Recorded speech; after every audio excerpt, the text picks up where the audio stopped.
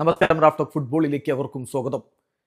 FC ബാഴ്സലോണയുടെ ആരാധകർ കഴിഞ്ഞ കുറച്ച് നാളുകളായിട്ട് പ്രതീക്ഷിക്കുന്ന വാർത്ത ഇതാ ഒഫീഷ്യലായിട്ട് ബാഴ്സലോണ പ്രഖ്യാപിച്ചിരിക്കുകയാണ്. സൂപ്പർ താരം കരാറ് പുതുക്കിയിരിക്കുന്നു. 2030 വരെ അവിടെ തുടരും. യൂൾസ് കൂണ്ടയുടെ കാര്യത്തിൽ കോൺട്രാക്ട് എക്സ്റ്റൻഷൻ നടത്തിയിരിക്കുന്നു. ഒഫീഷ്യൽ സ്റ്റേറ്റ്മെന്റ് ബാഴ്സലോണ ഇറക്കുന്നു. Jules Kounde and FC Barcelona extended contract to 2030.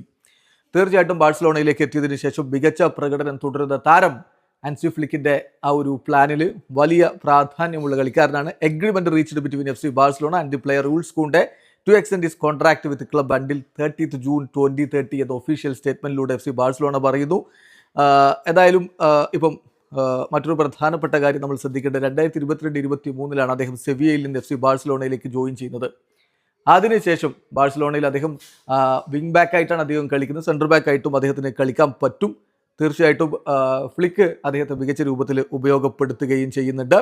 ഓരോ ഗെയിമുകളിലും ഗെയിം ആഫ്റ്റർ ഗെയിം അദ്ദേഹം കൂടുതൽ മികവിലേക്ക് പോകുന്ന കാഴ്ചയാണ് നമ്മൾ കണ്ടുകൊണ്ടിരിക്കുന്നത്. ഇപ്പം കോപ്പ ഡെൽ റേയിൽ അദ്ദേഹം ഹീറോ ആയിരുന്നു. അദ്ദേഹത്തിന്റെ late goal 2024-25 Copa del Rey ഫൈനലിൽ അവരെ ഒരു വിജയത്തിലേക്ക് കൊണ്ടുപോയതൊക്കെ ആരാധകരുടെ ഓർമ്മയിലുണ്ടാവും.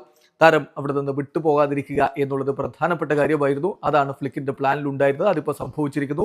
2030 വരെ യൂൾസ് കൂണ്ടെ ഇനി FC ബാഴ്സലോണയിൽ തുടരും. അക്കാര്യം ഇതാ കൺഫേംഡ് ആയിരിക്കുകയാണ്. എന്തായാലും FC ബാഴ്സലോണ ഇന്ന് ലാലിഗയിലെ പുതിയ സീസണിലെ അവരുടെ ആദ്യ മത്സരം കളിക്കാൻ വേണ്ടി ഇറങ്ങുകയാണ്.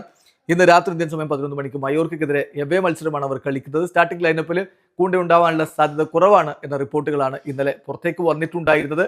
അദ്ദേഹം പരിക്കിൽ നിന്ന് മുക്തനായി വരുന്നേ ഉള്ളൂ. കുറച്ചുകൂടി കെയർഫുൾ ആയിട്ടായിരിക്കും അദ്ദേഹത്തെ ഫ്ലിക്ക് ഹാൻഡിൽ ചെയ്യുക എന്നാണ് പ്രതീക്ഷിക്കുന്നത്. വീഡിയോ അവസാനിക്കുന്ന ഫുട്ബോൾ ലോകത്തെ കൂടുതൽ വിശേഷങ്ങളുമായി റാഫ്റ്റ് ഓഫ് എത്താം.